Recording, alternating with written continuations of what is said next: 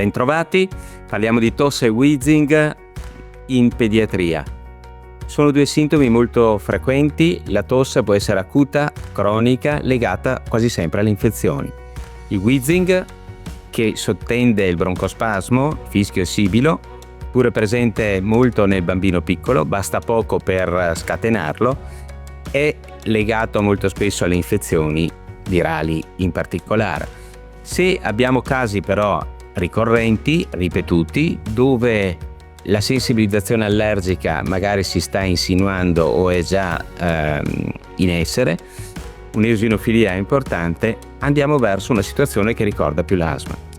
Che cosa fare? La terapia allora inalatoria è fondamentale, fa arrivare più farmaco possibile localmente dove serve. Terapia inalatoria, nebulizzazione nella fase acuta, nel bambino più piccolo. Il bambino più piccolo respira ad alta frequenza respiratoria, specie durante le malattie, durante la febbre, ha un volume corrente respiratorio diminuito. Quindi trae vantaggio dalla nebulizzazione, dove possiamo somministrare farmaci diversi in contemporanea, insieme anche alla fisiologica che può agire sulle secrezioni respiratorie.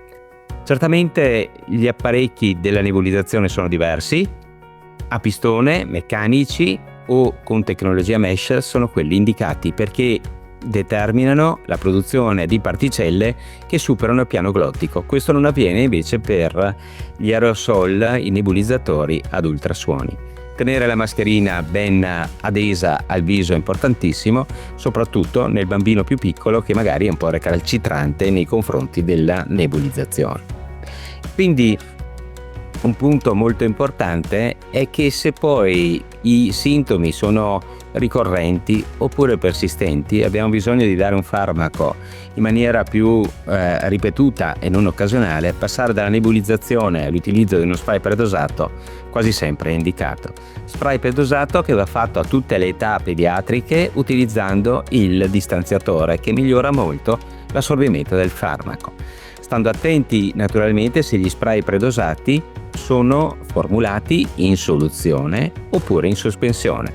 Farmaci in sospensione devono essere sempre agitati nell'immediatezza dell'utilizzo. Le particelle micronizzate del principio attivo, infatti, per la densità diversa rispetto al propellente, tendono o a restare in superficie o viceversa a sedimentare. Se non agitiamo e non facciamo agitare per bene al nostro paziente, ecco che ci può essere un difetto per eccesso o per difetto appunto della dose erogata prestabilita, quindi va sempre agitato, altrimenti la mancata agitazione inficia il dosaggio del farmaco.